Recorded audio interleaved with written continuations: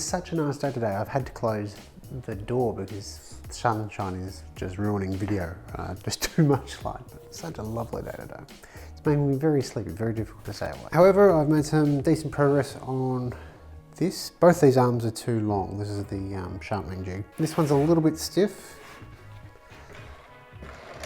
Homemade star knob type thing because I don't have any M6 star knobs and I don't have any 5/16 inch hardware that, or nuts I should say, which would let me use the 5/16 inch star knobs I've got. So yeah, piece of aluminium in the dado. That way the knob, when tightened, doesn't dent the wood. Yeah, it's the aluminium, but it requires less pressure to lock that down, and the aluminium should be a bit longer lasting.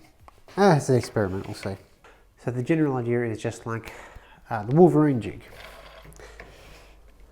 Adjust arm, you'd have a grinder on top, go back and forth like that. There'll be little holders of some sort to give me that V to turn that in. And one of these arms I will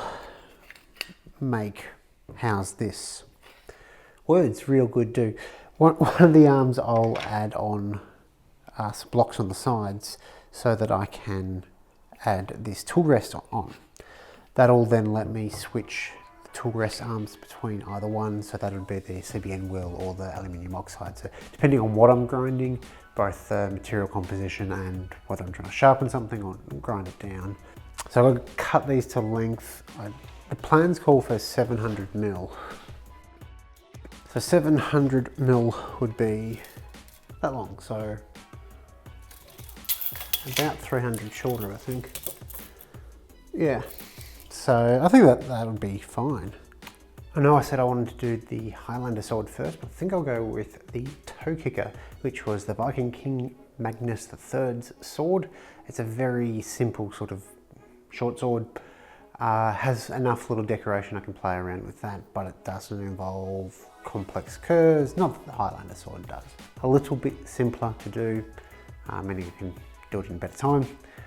And it's got some nice details that I think will be fun to play with. The toe kicker had gold woven thread for the handles, or for the grips. So what I want to do is use regular twine or something like that, and then gild the whole lot, and that might give me a similar sort of result. So that should be fun to try at least.